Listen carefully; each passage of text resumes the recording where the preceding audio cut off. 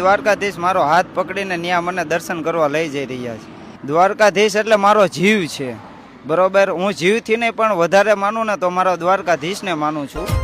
એ દ્વારકાનો નાથ મારો રાજા રણછોડ છે, એણે મને માયા લગાડી રે.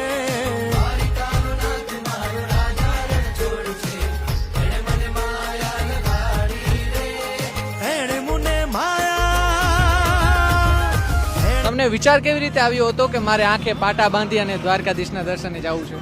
વિચાર એમાં એવો હતો કે વર્ષો પહેલા આપણો સમય ખરાબ હતો ને, ત્યારે આપણે અહીંયા માનતા રાખેલી હતી કે આ સમયમાંથી હું બહાર નીકળી જઈશ ને ત્યારે હું આંખે પાટો બાંધીને દ્વારકા ચાલીને આવીશ. કેટલા દિવસથી તમે ચાલુ છો?